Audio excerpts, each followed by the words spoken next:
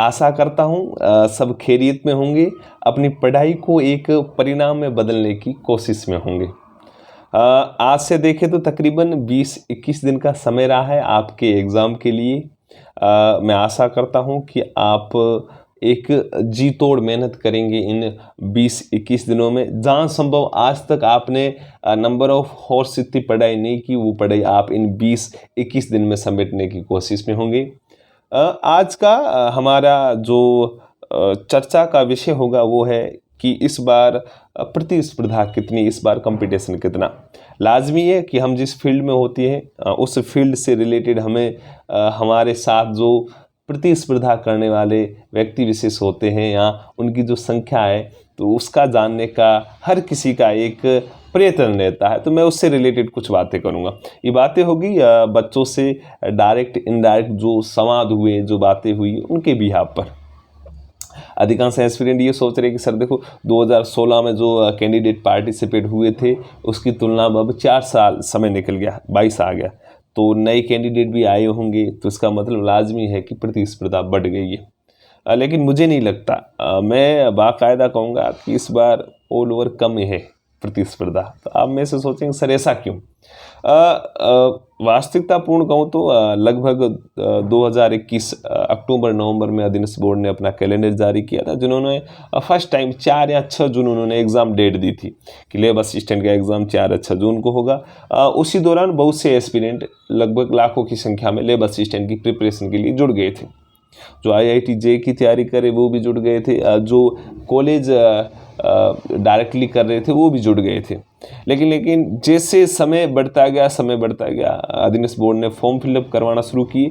लेकिन इन्होंने form fill up करवाया तो इन्होंने एक दो नई चीज़ें ऐड की। वो थी कि इस बार हम साइंस के अलावा जियोग्राफी और होम साइंस के बच्चों को भी ऐड कर रहे हैं। चलो अधिकांश एस्पिरेंट ने फॉर्म भी फिलअप कर दिया। बात बदलती है अब कैसे? जो बच्चे इतने समय से पढ़ रहे थे, जिन्होंने साइंस बढ़िया कर दी थी, राजस्थान जीके से रिलेटेड कुछ ऐसे थे जो IIT JEE की तैयारी कर रहे थे, जिनको लगता था कि हम यहाँ पर अच्छा करेंगे। बाकायदा यदि हम साइंस में 100 में से 90 प्लस कर देते, जीके में थोड़े बहुत कर देते, तो अपना सिलेक्शन होना श्योरली। और 2016 और 18 में अधिकांश एस्पिरेंट वही सेलेक्ट हुए, लगभग 60-70% वही होते थे जिनके IIT JEE की तैयारी की हो या नीट की तैयारी की हो। लेकिन इस बार अधीनस्थ बोर्ड ने वास्तविकतापूर्ण ये पैटर्न बनाने का रीज़न यही कि मैं जहाँ संभव देखूँ कि अधीनस्थ बोर्ड ने इस बार 2 पेपर क्यों बनाए। 2 का रीज़न यही है कि उनको लगता था, अपन भी आंकते इन चीज़ों की 2016-18 में नीट और JEE वाले सेलेक्ट होते, बाकी बच्चों का कुछ नहीं होना है। इस बार अधीनस्थ बोर्ड ने 2 पेपर इसलिए बनाए कि दोनों इक्वल रहे, 50-50% चांस रहे। जिसकी जीके बढ़िया है उसको साइंस बढ़िया करनी पड़ेगी, जिसकी साइंस बढ़िया है उसको जीके भी करनी पड़ेगी, वरना कुछ नहीं होना। इसका नहीं पैटर्न बनाना पड़ा उसको, अधीनस्थ बोर्ड को। अपन वापस मुख्य बिंदु पे आए। जैसे ही अधीनस्थ बोर्ड ने फॉर्म फिलअप के बाद एग्जाम स्कीम, वो एग्जाम सिलेबस जारी किया। सिलेबस क्या जारी किया कि विज्ञान वर्ग में इस बार 2 पेपर होंगे, पार्ट फर्स्ट और पार्ट सेकंड। 2 पेपरों की बात आई। जो एस्पिरेंट ऐसे थे जो नीट और JEE से रिलेटेड थे, वो ये सोच रहे थे कि चलो हम साइंस यहाँ से पर्टिकुलर कर देंगे, जीके थोड़ा बहुत ही कराए तो बढ़िया हमारा हो जाएगा। उनमें से अधिकांश बच्चों ने वहाँ से गिव अप कर लिया, निकल गए वो। उनको लगा चलो हम कोटा या पुणे या दिल्ली या जोधपुर जयपुर जहाँ भी वो पढ़ रहे, उनको लगा कि चलो अब 2 पेपर हुए और चीज़ें भी नई नई ऐड हुई है। पार्ट फर्स्ट में तो चलो पहले तो राजस्थान जीके का था, थोड़ा बहुत कर लेते, इस बार तो साइको है, करंट है और इंडिया और वर्ल्ड का जीके, इनको भी कवर अप करना पड़ेगा। और एग्जाम डेटें भी देखो लगभग पास है। नीट का भी अभी एग्जाम होना है और इस 21 से लेकर 29 तक IIT JEE के एग्जाम्स होने। तो उनको लगा कि चलो हम जो तैयारी करें, जिनका फोकस है, हम उन्हीं पे रखें, इन चीज़ों को अपन इग्नोर करते चले। मतलब अधिकांश एस्पिरेंट वहाँ से निकल गए। कुछ ऐसे एस्पिरेंट थे जो ये सोच रहे थे कि एग्जाम डेट पोस्टपोन होगी। अब वो एस्पिरेंट भले नीट JEE के हो, भले यहाँ अदर कॉलेज वाले हो, वो सोच रहे थे एग्जाम डेट पोस्टपोन होगी। उन्होंने खूब सारे प्रयत्न किए, ट्विटर के ऊपर ट्रेंड चलवाने की कोशिश की, फिर भी अधीनस्थ बोर्ड ने उनकी बातें रखी नहीं। वो बच्चे जब अधीनस्थ बोर्ड ने 28 और 29 तारीख फिक्स कर दी कि एग्जाम 28 और 29 को होगा, तो जो बचे हुए थे अधिकांश वो भी निकल गए। जो ट्विटर के थ्रू बैठे थे कि एग्ज़ाम डेट पोस्टपोन होगी। अधिकांश टीचर विशेष ने उनको सांत्वना दिया होगा कि बच्चों बढ़ेगी, एग्ज़ाम बढ़ेगी, तो वो बढ़ेगी के चक्कर में रह गए। उनको लगा 28-29 आ गई, समय बहुत कम है, अब हम क्या करेंगे, तो उन्होंने वहाँ से गिव अप कर लिया। कुछ पहले निकल गए, कुछ अब निकल गए। अब जो पीछे बचे उनके मध्य कंपटीशन है। वो कैसे एस्पिरेंट है, वो ये मतलब एक क्रीम टाइप के एस्पिरेंट हो, मतलब जिनको श्योरली लगता है कि हम बेटर कर पाएंगे। तो मतलब भीड़ वाली चीज़ें निकल गई और पहले पार्ट में अधिकांश ऐसे निकले जो वास्तविकतापूर्ण सीटें ले जा सकते थे। क्यों ले जा सकते भाई, नीट IIT की तैयारी की हो तो उनके तो साइंस तो अपने आप में बढ़िया ही होनी है। फिर उनका निकलने का रीज़न मोस्टली ये कि चलो हमारे जो लेबर असिस्टेंट का एग्ज़ाम हो उन दौरान तो हमारे जो मेन एग्ज़ाम है IIT नीट के होने, तो हमें तो उन्हीं के ऊपर फोकस रखना चाहिए, चलो इसी से निकल जाए। इसका एग्जाम्पल मैं मेरे खुद में, मेरे परिवार में मेरे छोटे भाई का दूँ, वो भी तैयारी कर रहा है IIT की, तो वो निकल गया। फॉर्म फिलअप है, वो भाई जी अपन को तो यही करना है, मेन अपना उद्देश्य IIT का, तो वो निकल गया। तो ऐसे लाखों एस्पिरेंट होंगे।